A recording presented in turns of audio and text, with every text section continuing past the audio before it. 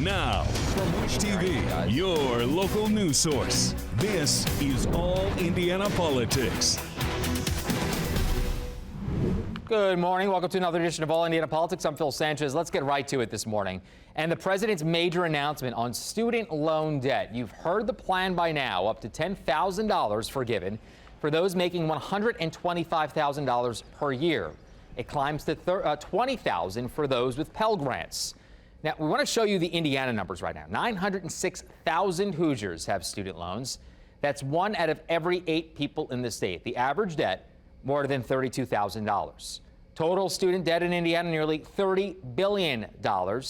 We have reaction now to the president's plan this morning from 2 members of Indiana's congressional delegation. I think every student, quite frankly, regardless of their ethnicity, their race, their background, where they come from, should have an opportunity to pursue affordable higher education. And this measure is monumental for middle-class families, hardworking Hoosiers and Americans who deserve some relief. There has never been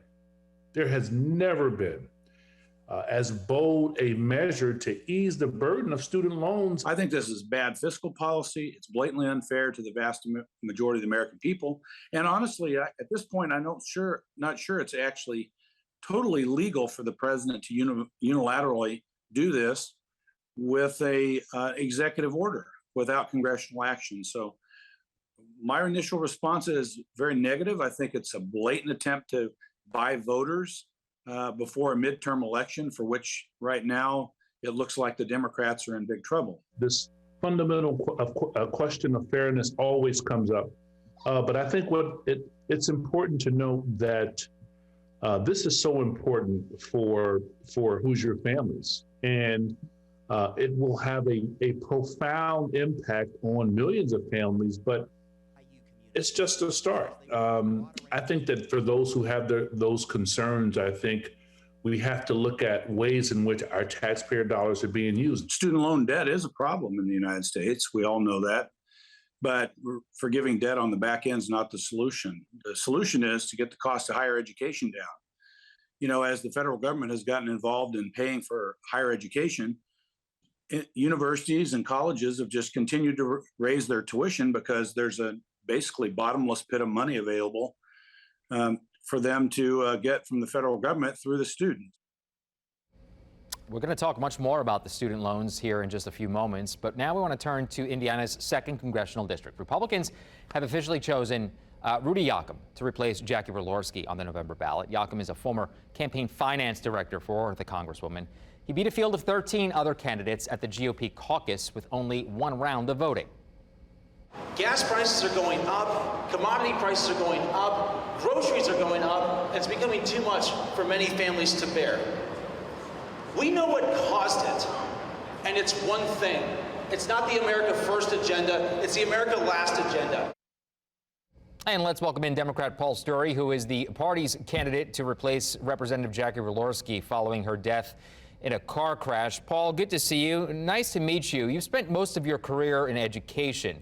So I have to ask, why get involved in politics now? And do you think you have a shot at winning this race? I'll answer the last question you had there. And yes, I do, just because I'm going out and about and meeting all sorts of people, both urban and rural. And my main goal is just to meet as many people as possible before November 8th. For folks at home who maybe don't know you very well, who's Paul Stewart? I'm an educator for educators, and I'd like to lift up teachers. I'm a worker for workers, and AFL-CIO has endorsed me because I've worked in industry. I'm an environmental educator for the environment, and I'd love us to have the environment higher up as a priority. And then I'd love to have health care for everyone, because you shouldn't have to worry about taking care of your body. It's our job to make sure everyone is healthy. You spent 30 years in education. The Biden administration, as you very well know, announced the Student Loan Forgiveness Act last week. Republicans say it will increase inflation. Some Democrats say it doesn't go far enough. Your thoughts? I'm happy. I have a kid in college, and actually that kid is out at University of California at Berkeley. great school, fantastic. I love what he's doing. He's going into biochemical engineering with an emphasis in CRISPR technology. But because we're out of state, it costs quite a bit. And so he has student loans. And to help him change the world and change the future, it'd be great for him to have some of this leverage to help his schooling be easier. And for the entire country, this would benefit the economy, I think, greatly, because students or alumni that actually have all this debt, student loan debt, they have to pay it back. And if they have a debt relief, then they can start paying for other things in their lives, like solar panels or electric vehicles or whatever, or a new house or something like that, instead of just having to pay back student loans. What do you say, Paul, to the person who maybe didn't go to college because it was too expensive, didn't want to take out student loans, making 50, 60 grand a year, and now they have to, their tax dollars are going to pay for somebody else who went to college and is making a heck of a lot more than them? Do we know, because I don't know, do we know how much that would be per household or per? It's up to $20,000 for anybody making less than 125 grand a year. No, I'm actually asking, what is the taxation rate for that individual to help pay off all these student loans? How much of their money, how much of their taxes are going towards it is what you're asking? Correct. If we have 350 million people right in the United States, how much of that is going to go to help this tax relief?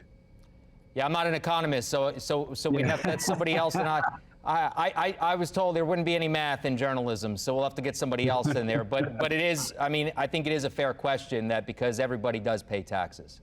Yeah, and actually, it's something that we all give money into to increase the greatness of our country, basically. And so we pay into security reasons, we pay into roads, we pay into education, and this is part of that education. Got it. Do you think Democrats can keep control of the House, Paul? I think so. I know so, because it's feeling really good. I think because of what our president is doing right now, there is a lot of great stuff that has happened that benefits the whole, not just some. That's what's great, is he's working on helping out all people. And that's what I'm running for, is actually to benefit the workers. And that's why I just, FYI, I want to brag. AFL-CIO has actually endorsed me, and so has the National Education Association. Paul, you're in politics now. I think it's okay to brag a little bit. That's the name of the game. Before I let you go, if Democrats do keep control of the House, should Nancy Pelosi remain as the Speaker, in your opinion, sir? Yeah, it's a good question. I do not know, because I'd love to meet her and discuss her. I think she's done a lot of good stuff, but I think we should also allow others to also have leadership, because that's the name of the game in politics. Paul, good luck to you on the campaign trail, sir. We'll talk soon. Thank you so much. I appreciate this greatly. All right, coming up, we bring in Indiana's best political team to talk about the president's move to erase some student loan debt from the books. Next on All Indiana Politics. Welcome back to All Indiana Politics, as we welcome back Democrat Drew Anderson and Republican Allie Bartlett, two members of Indiana's best political team here at Wish TV. Good to see you both. Let's talk about the president's student loan action this week. Drew, we'll start with you here. It took the president about a year and a half to get here, but he's followed through on one of his biggest campaign pledges. He did. And you know what?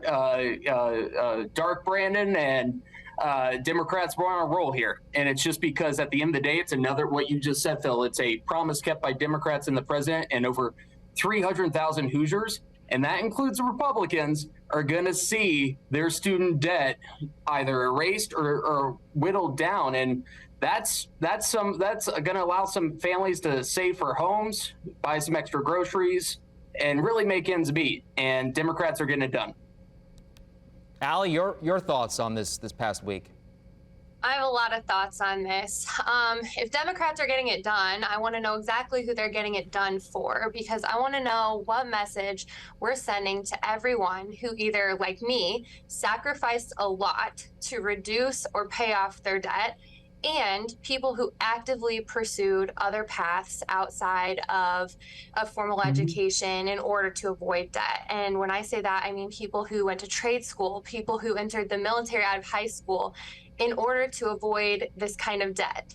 Life is all about choices, and people had to make really hard choices and sacrifices to pay off their loans early. And now we're redistributing this wealth on the backs of hardworking Americans, and not only hardworking Americans in the middle class, but lower class and low income people who are now going to have to pay back the loans of people making $125,000 a year who say that they can't pay back $10,000 in student loans.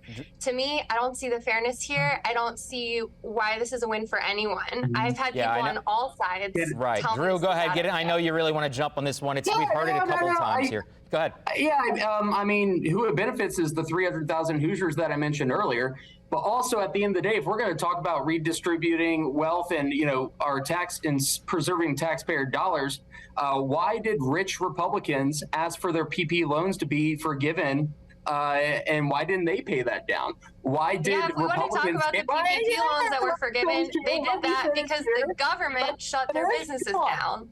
And at the end of the day, Republicans gave all the rich folks and big corporations a big old tax cut and stiffed it to taxpayers too, and that was a $2 trillion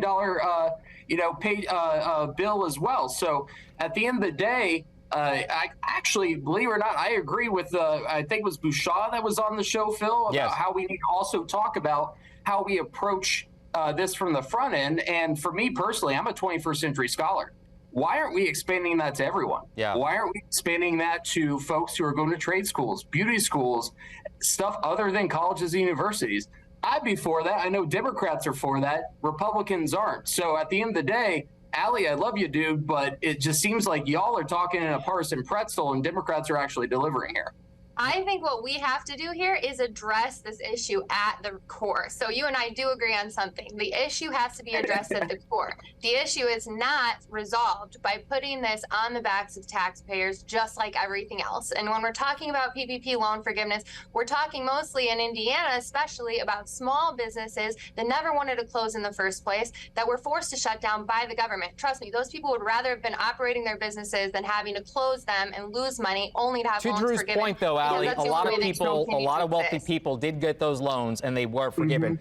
Let's just move on here quickly. I want to get we have a lot to talk about. So I want to get to this tweet by Republican Jim Banks. Okay, so you see it here. He says, student loan forgiveness undermines one of our military's greatest recruitment tools at a time of dangerously low enlistments.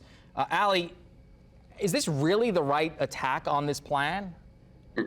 I think it's a valid attack on this plan because, like I said, there are a lot of people who went into the military out of high school in an effort to avoid having college debts, who could then use the GI Bill to go back to college for free when they exited the military. I mean, that's such an honorable thing to do.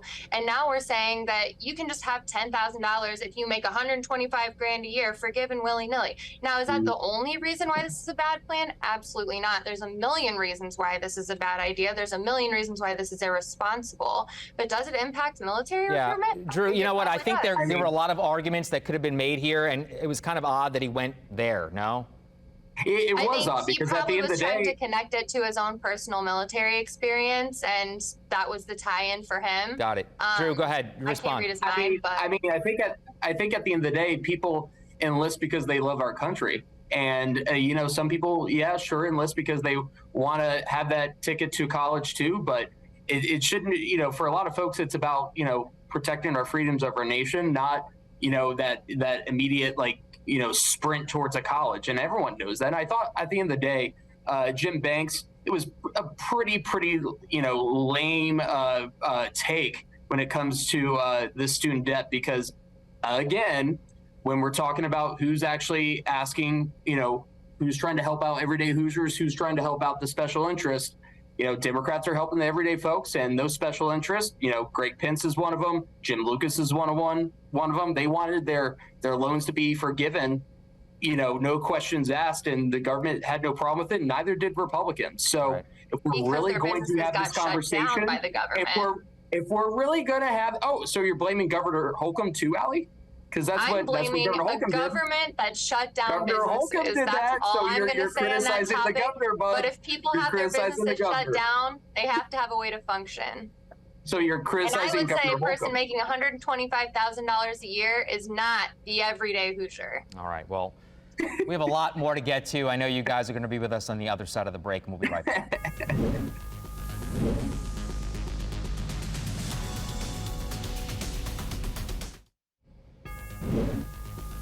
All right, welcome back to All Indiana Politics as we welcome back Drew and Allie. Friday, as you guys very well know, we saw the FBI affidavit justify the search at Mar-a-Lago. Drew, let's get your response on this. I mean, President Trump literally keeps showing Americans that he believes that the law doesn't apply to him when it actually does. And here's the sad part. He is putting our national security in jeopardy, and he literally is going to tarnish relationships across the globe. And it was because he wanted to put himself before our country. And that's just not who we are as Americans. And I really wish Republicans would step up and say the same thing. Allie? I think this is an interesting case because I feel like we just continue the witch hunt here no matter what happens. And we're continuing to keep the spotlight on Trump every opportunity we get. We're making him more famous with every single news story. If we took the time to do these types of searches of every former president, every former politician, I'm sure that a lot would come up that was being treated improperly. Not everyone is doing the right thing all the time. I think it's just, we're going to facilitate this news cycle on Donald Trump until he dies. Well, I mean, this doesn't happen all the time, Allie. Come on. I mean, if we had taken the effort to search Hillary Clinton in the same way that they put into Donald Trump, I think we would find a lot. I think it's been really interesting to see what's come out about the special treatment that was given to Hunter Biden's laptop and all of the similar things that have come out about the treatment of the investigations into Hillary Clinton. When over and over again, time and time again, there have been things that come up in those searches when very little comes up on the other side, and it still continues to be the focus. Drew, is this going to hurt Republicans in the midterms? No, I mean, it's already hurt this Republicans. deters anyone from voting for Republicans. Drew, I mean, it's already hurt Republicans because not only do Republicans want to criminalize abortion access, they're now telling Americans that their party, they are above the law. And for the party of so-called law and order, that literally is setting an un-American precedent. So Democrats, like I've been saying earlier, we're delivering on those kitchen table issues, and the Republicans, they could abide by the Donald Trump reality TV show that's about to get canceled. Allie? Republicans have never said that they're above the law on this. Literally, Trump is saying that. The law. Donald Trump is saying that, dude. Jeez. All we wanted was a release of the affidavit. What we got was a very limited release of the affidavit. Goalposts always get moved. So difficult to even see what they were after. But Allie, to be fair, Allie, it always seems like there's always something there with this former president. Always something. No? Yep. It seems like there's always something there with Hillary Clinton and Hunter Biden too, but we don't focus on those things. It's literally James Comey. Cycle on President Trump. I don't disagree. It's easy to focus on him, and I'm not saying that he's some sort of person that we should be protecting. We shouldn't be protecting any of these people. Right. Literally, James Comey said that Hillary Clinton had no wrongdoing, and that was a week before the election. And the election happened. What's happened to Donald Trump since he's taken office? All right. Well, listen, I got 30 seconds left. Okay. So, Allie, quickly, does this make it harder or easier for Mike Pence to run here in a couple of years? I think that it probably doesn't change much. I think that people that are supporters of President Trump on the right and people on the left that support Donald Trump, because there were Democrats that voted for Donald Trump, are going to continue to support Donald Trump. I don't think the continuous... Drew, your turn. Is this going to hurt Pence? Do anything. Pence is a nobody. Okay, we'll leave it there. Guys, good to see you. Spirited debate as always. Love the conversation. We'll talk soon. And All Indiana Politics will be right back after the break. All right, thank you for joining us for All Indiana Politics this week. We'll be back here next Sunday morning at 9:30. You can also find our brand new All Indiana Politics podcast. It's part of the All Indiana Podcast Network over at wishtv.com. Have a great rest of your weekend.